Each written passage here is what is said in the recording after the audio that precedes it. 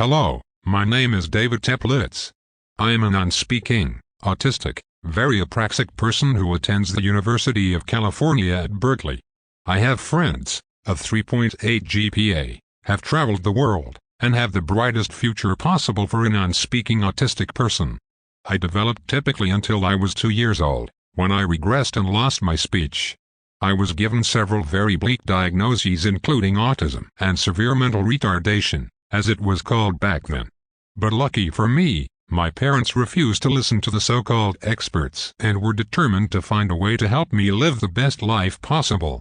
I spent many a frustrating hour in ABA and speech therapy trying to answer questions and perform skills that I intellectually knew how to do but my uncooperative body would not allow. My great ABA and speech therapists worked hard to devise a way for me to communicate. They knew I could read flashcards, and therefore thought I could learn to type. I was very motivated to learn to type to communicate, and this became the breakthrough I so desired. I didn't realize until much later that this was unusual and that other non-speaking autistics were not given this opportunity. Typing allowed me to attend a regular elementary school, but not without a legal battle. Can you imagine having to go to court to have the right to go to kindergarten? I was able to spend time in a regular classroom and to retreat to my home when my treasonous body made being in the classroom difficult. I had no problems keeping up with typical academic requirements.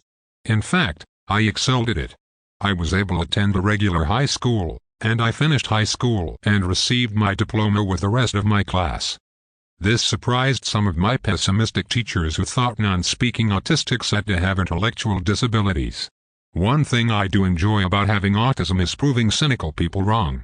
Everyone was surprised when I was accepted to UC Berkeley. Well, everyone except me. I have enjoyed my time at Cal and could not have picked a more welcoming university. Unlike at my elementary and high schools, no one has ever questioned my abilities or right to be here. Go figure. Even though I have had many successes in my life, I still have challenges.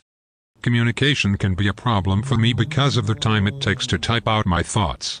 I think it is important for you to see an example of how long it takes to type a simple thought.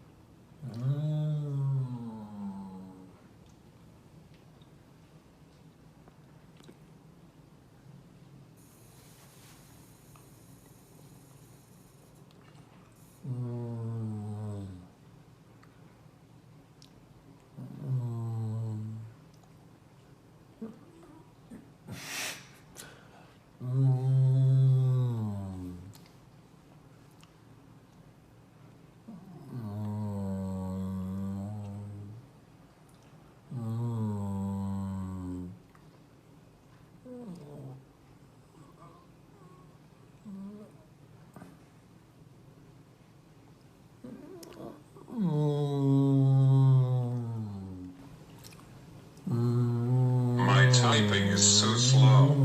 As you can see, typing out what I want to say can take a very long time. Can you imagine how long it takes me to write a college term paper? I sometimes get stuck with my finger hovering over the key that I want to press. I know what I want to say but my body just won't cooperate. My terribly slow typing makes it difficult to have conversations.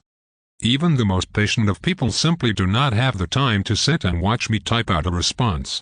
This makes me feel disconnected from other people and makes it harder to work in groups and participate actively in class and meetings. I can do these things, but I need to make time to prepare beforehand or send responses to questions later.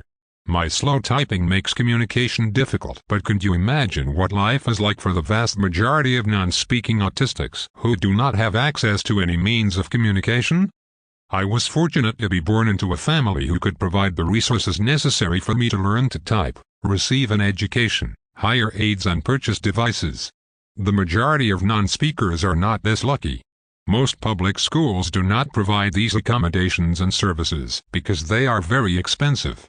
Income inequality also determines outcomes in the world of non-speaking autism. I will continue to educate myself and demonstrate to others like me that a bright future is possible. I dream of being an advocate for other non-speaking individuals, and this presentation today has been another step in my journey. Thank you for listening to me. I hope it has been insightful.